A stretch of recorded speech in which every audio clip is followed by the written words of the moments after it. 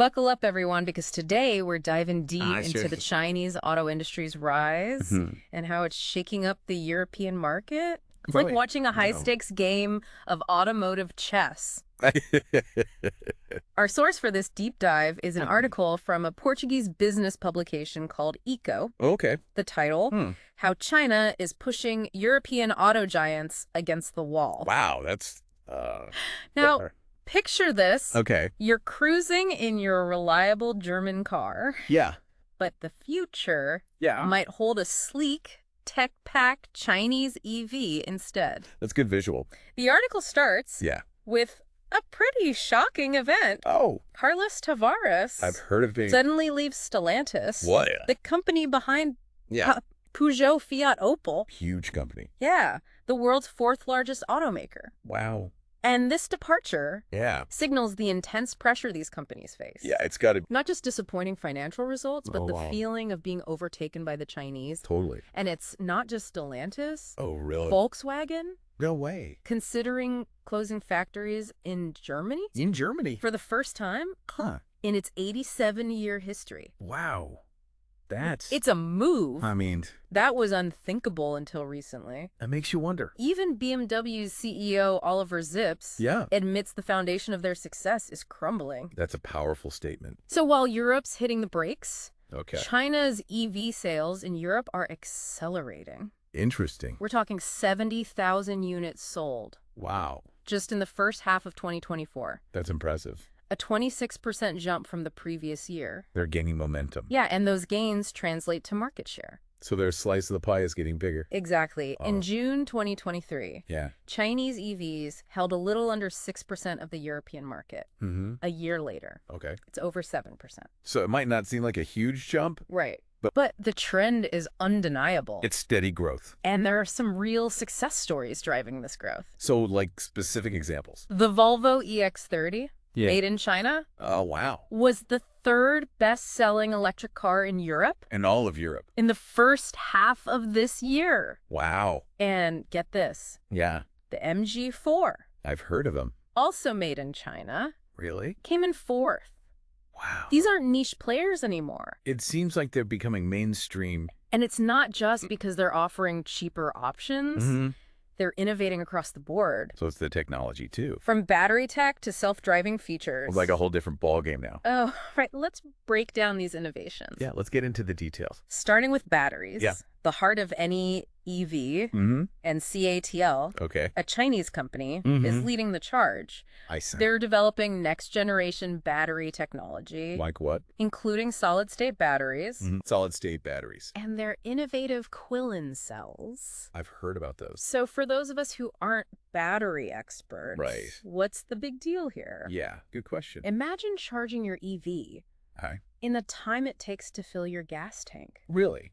That's the potential of solid-state batteries. That's incredible. Greater energy density, Yeah. much faster charging times. So it's a game changer. It is. Wow. And the Quillen cells, Yeah. they pack more power into a smaller space. That's impressive.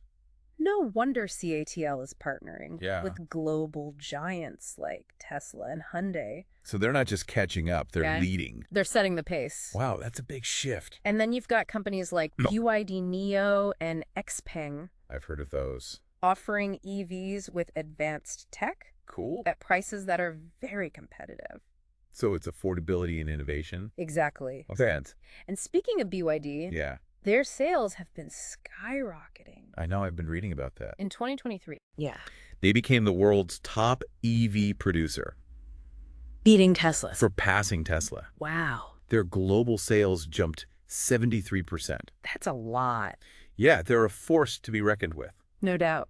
And we can't forget autonomous driving. Oh, yeah. That's huge. What are Chinese companies doing there? I'm curious, too. Companies like XPeng Okay. are pushing the boundaries Uh-huh. with their autonomous systems. Yeah. They have a system called NGP, An NGP. Navigation Guided Pilot, Okay. and it's considered one of the most advanced, In the world. right up there with Tesla. So Tesla has some serious competition now. And it's coming from China. That's a game changer. But beyond the tech, Yeah.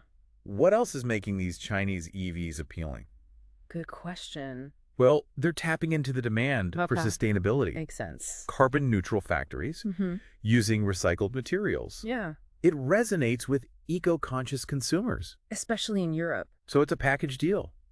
It sounds like it. Affordability. Yeah. Cutting-edge technology Mm-hmm. and sustainability. That's a tough combo to beat. It is. Wow. Now for a twist. Okay, I like twists. While Chinese brands are thriving in Europe, Yeah? European car makers Well, are losing their grip on the Chinese market, Chinese market. a market they once dominated. So it's like a role reversal. Exactly. Sure. German brands Mhm. went from controlling almost two-thirds 2/3. of the Chinese car market in 2020 Wow. to just 37% Why? in the last 8 months of 2024. That's a huge drop. It's a clear sign Yeah. that Chinese consumer preferences are changing. They're not just automatically choosing European cars anymore. And it's not just a cost advantage. No, China has become a hub for innovation. that's a big shift. And that leads us to Okay. the concept of the Chinese invasion of Europe. Oh, wow. In 2023, Uh-huh. China became the world's biggest auto exporter, Real. and the EU is Yeah. a prime target, Okay. especially for EVs. Back in 2020, Yeah. Chinese-made cars made up 3% 3%. of EU battery electric vehicle sales. Wait. By 2023, Yeah.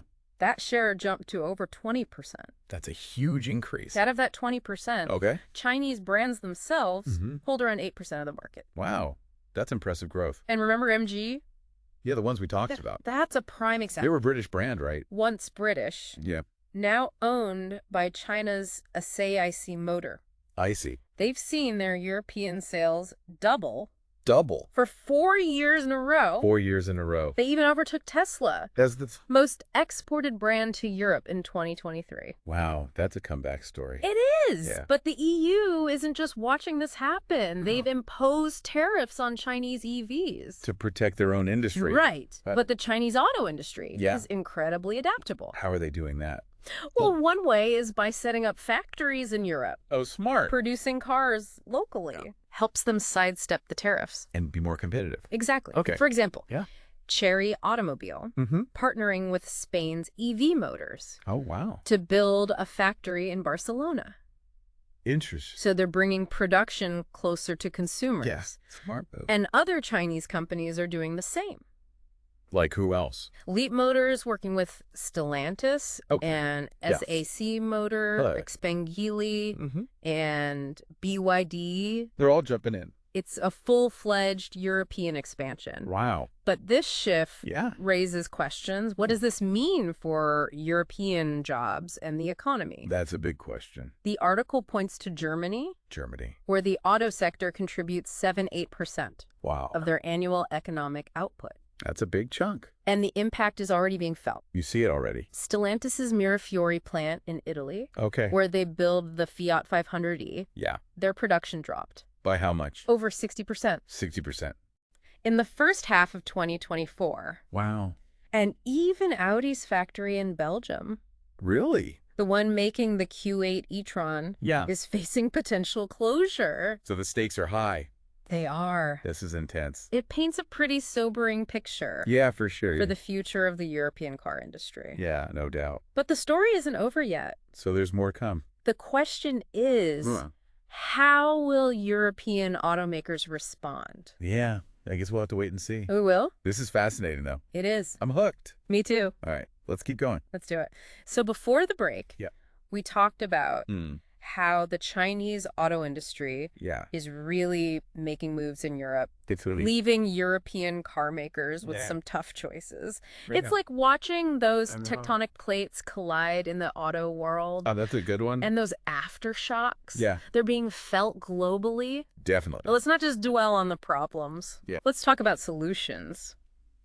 Yeah, let's be positive. What can European car makers do Right. to respond to this new reality? Yeah. I mean, can they even catch up? That's the million-dollar question. Can they reclaim their dominance I don't know. in yeah. this new landscape? Yeah, it's tough. The article doesn't offer any magic solutions, Right. but it suggests Yeah, a pretty fundamental rethink is needed. I can see that. They've got to step out of their comfort zone They can't just keep doing things the old way. and embrace new strategies. What kinds of strategies? Okay, Yeah. so what does that actually look like? I mean, What concrete steps Yeah. can they take to regain their footing? well, first of all, Yeah. they've got to double down On, on innovation, okay. especially in those areas Yeah. where China's already ahead. Mm-hmm.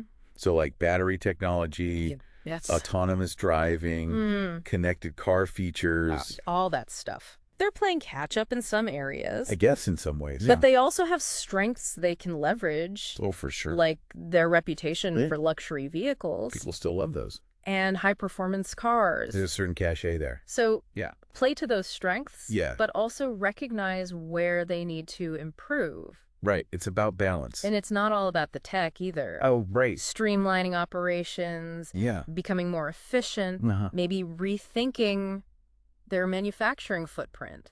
So like, Remember how we talked about Chinese companies yeah. setting up factories in Europe? Mm-hmm. Maybe European companies need to do that too. In other parts of the world. In other parts of the world. Interesting. It's like a global game of chess, Oh, I like that. strategically placing your pieces. Makes sense. And don't forget about collaboration. Oh, yeah.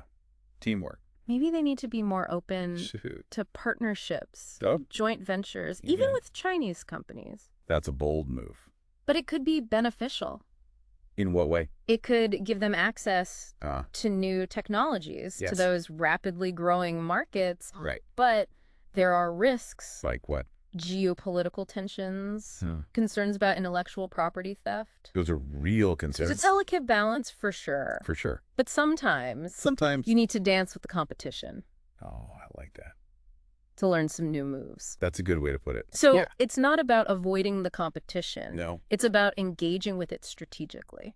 Right. Finding those opportunities. It shows how interconnected the world is now. the global economy. And it highlights the need Mm-hmm. for strategic thinking Thinking outside the box. that goes beyond traditional boundaries. makes sense. So for those European automakers listening, Right. what are the key takeaways here? Let me think. What are the survival essentials Okay. in this new automotive world order? I'd say it comes down to this: Yeah. innovate, Hmm. streamline, Right. and collaborate. Those are the three pillars. Really? I think so. And it's not just about survival. Right. It's about thriving It's shaping the in this new automotive world Absolutely. where things are going to look very different. Than they do now. The companies that anticipate, Yeah. adapt to the changes, Uh-huh. embrace new ideas, Yeah. challenge the status quo. I like that. Those are the ones Yeah. that will steer the future of mobility. It's exciting and a little scary, It is. but definitely exciting. We started with an article about Yeah. the auto industry, Mhm. but it's clear Yeah. these trends go beyond cars and factories. Oh, for sure. It's a story Uh-huh. that resonates across industries. I think you're right. It's a microcosm Oof. of the larger shifts Mhm. happening in the global economy. Definitely. We're seeing Yeah. new power players emerge. Like China, The pace of change is accelerating, especially with technology. and companies need to be More to adapt. more agile than ever before. Yeah, that's key. It's a wake-up call for the entire business world. I agree. It's a lot to process, It is. but there's also an excitement to it. Oh, definitely. It feels like Like what? we're on the verge of a new era. I think you're right. We are. It's going to be interesting to see how it all plays out. It is. We're in for a wild ride. Definitely. Welcome back to the show, everyone. We've covered a lot in this deep dive, We have. exploring the rise of the Chinese auto industry, Mm-hmm. its impact on Europe. Yep. It's been eye-opening, to say the least. For sure. So let's zoom out. Okay. Look at the big picture. The bigger picture. What's the overall message here? Hmm. What does all this mean Yeah. for the global auto industry? Oh. And even beyond that, Beyond the auto industry. I think on one level, Yeah. it's a classic story of disruption. Disruption. Yeah. New player enters the market, Mm-hmm. shakes things up. Shakes things up. And the established players, You roll a guard. they have to adapt Yeah. or risk becoming obsolete. It's like that saying. Yeah. Adapt or perish. Adapt or perish. Exactly. It's true. But this goes beyond It does. this competition between car companies. Right. It's about a shift Mm-hmm. in the nature of innovation Okay. and the balance of power In the world, in the global economy. it's a big deal. We talked about how China Yeah. has become this powerhouse Mm-hmm. of automotive technology. They're really pushing the boundaries. And it's not just cars either. You're right. It's happening in other industries, It's too. across the board. Absolutely. Yeah. China is investing heavily in research and development. And it's paying off. They're attracting top talent. From everywhere. They're not content anymore Right. just being the world's factory. No. They want to be the world's innovation engine, the innovation hub. And that's a wake-up call. Not just for European car companies, Right? but for everyone. For the whole world. For companies, for governments. Governments, too. We need to be proactive in fostering innovation. Investing in the future. Investing in education and training. Yeah, education is key. And creating environments where businesses can thrive. Where they can succeed. It feels like we're at the beginning of a new era. A new era. Globalization. Globalization 2.0. Where the old rules, they don't apply anymore. The old playbook is out the window. It's a new landscape. A whole new game. This deep dive has given me a lot to think about. Me too. It really has. It's fascinating. So imagine you're leading a European car company right now. Right. What's your boldest move? My boldest move. To meet this challenge. That's a tough one. I know. No easy answers. No easy answers. I think it would involve a lot of different things. Right. Investing in new tech, of course, but also forming partnerships. Strategic partnerships. Yeah. Even considering mergers. It might come to that. To create stronger, more competitive companies. Exactly. So thinking outside the box. You got to think differently. Exploring unconventional alliances. Yeah, be open to new possibilities. But beyond those strategic moves, right, I think the most important thing is to create a culture of innovation. A culture of innovation. Within the company. From the ground up. Encourage your employees. To challenge the status quo. Don't be afraid to question things.